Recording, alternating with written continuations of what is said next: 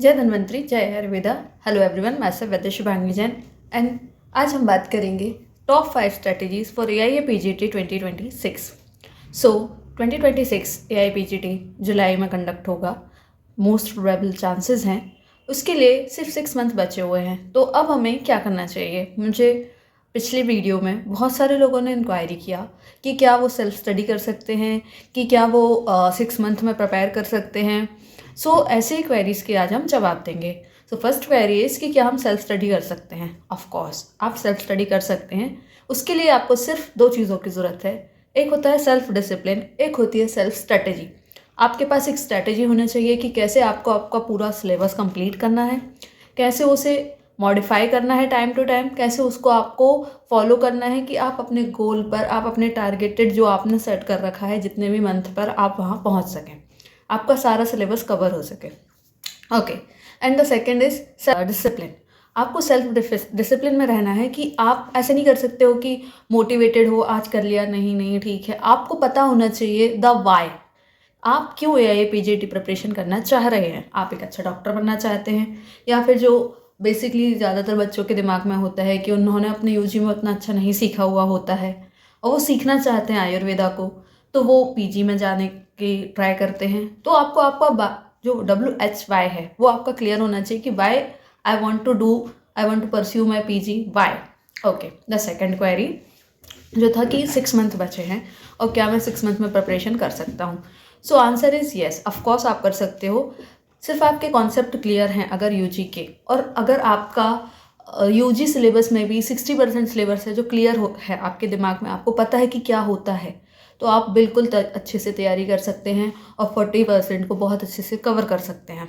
आपको सिर्फ ये देखना है कि यूजी के टाइम पर first year, second year, third and final में मेरा कौन सा सब्जेक्ट था जो वीक था, कौन सा सब्जेक्ट है जो मुझे और अच्छे से करना चाहिए, और आपको उस हिसाब से उसको कैटेगराइज करना है अपने सिलेबस को और फिर उस पर तैयारी करनी है। आपको आपका पाथ पता होना चाहिए, तभी तो आप उसको फॉलो कर पाएंगे। तो सबसे ज़रूरी होती है एक वेल प्रिपेयर्ड स्ट्रेटजी का होना। Okay, the other thing is कि क्या सब कुछ पढ़ना होता है? आंसर इज़ नो, सब कुछ नहीं पढ़ना होता है कभी भी। हमेशा से 80-20 का रूल फॉलो किया जाता है। 80% आपने कवर करा हुआ है, आपको सब कुछ बिल्कुल ही कंप्लीट करने की ज़रूरत है नहीं, उसी से आपका पेपर बन जाएगा। आपको सिर्फ पेपर में माइनस मार्किंग से बचना है ताकि आप अपना रैंक सिक्योर कर सकें।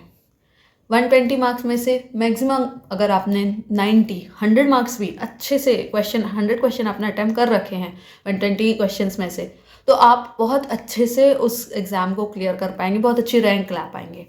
तो आपको उस पर फोकस रहना है कि आप जो भी पढ़ रहे हो आप उसको सही तरीके से पढ़ो, सही चीज़ को पढ़ो, और साथ ही साथ आप उसका एक टेस्ट लगा लो ताकि आप उसे भूलो ना, बार बार आप मल्टीपल रिवीजन दे सको।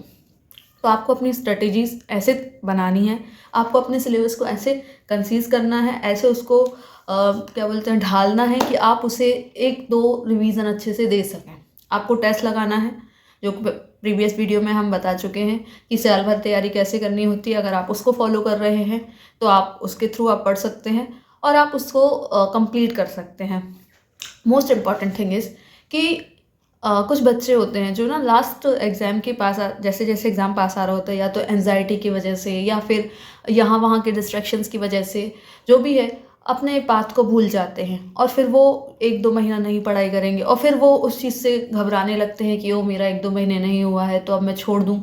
आपको इससे बचना है। आपको सेल्फ डिसिप्लिन में रह करके सेल्फ एनालिसिस करना है। रोज़ रात में सोने के पहले आपको एनालाइज करना है कि क्या मैंने आज पढ़ा है, मुझे क्या कल पढ़ना है, मेरा कितना कंप्लीट हो गया है। आपको अपनी जर्नी को डॉक्यूमेंटेड करना है कि मेरा इतना इतना कंप्लीट हो चुका है, मेरा इतना इतना बाकी है, जिससे आप अपने पाथ पर बने रहेंगे। Okay, and the second thing is कि आपको मोटिवेटेड रहने के साथ साथ, डिसिप्लिन रहने के साथ साथ एक रूटीन फॉलो करना है कि आप 10 घंटे अच्छे से पढ़ सकें। उसके लिए आप अच्छे से 8 घंटे की नींद लें, प्रॉपर फूड लें, ताकि आप अच्छे से तैयारी कर सकें। और जो बच्चे जॉब के साथ साथ तैयारी कर रहे हैं, जो कहीं हॉस्पिटल ज्वाइन किए हुए हैं और साथ में तैयारी कर रहे हैं, तो मेरा पर्सनल ओपिनियन ये है कि आपको अब कुछ टाइम के लिए, अगर आप पीजी चाहते हो तो आपको अब 6 मंथ है, अब कुछ टाइम के लिए आपको जॉब को स्टे करना पड़ेगा, वहाँ होल्ड लगाना पड़ेगा एंड आपको प्रिपरेशन की तरफ जाना होगा। क्योंकि देखो, आप सुपर ह्यूमन तो है नहीं कि आप 8-8 घंटे की जॉब भी कर लोगे, उसके बाद फिर आप इतना पढ़ भी लोगे, ऐसा नहीं होता है। ब्रेन हमारा एग्ज़ॉस्ट हो जाता है, उसको भी रेस्ट की नीड होती है। तो माय सजेशन इज़ कि आप अपने जॉब को होल्ड लगाएँ एंड आप प्रिपेयर करें और आप अपना एग्ज़ाम क्लियर करें। अगर आपको कोई और क्वेरीज़ हैं, आपको कोई भी कन्फ्यूज़न है, तो आप कमेंट में बता सकते हैं, मैं कन्फर्म उसका सॉल्यूशन दूँगी। Thank you.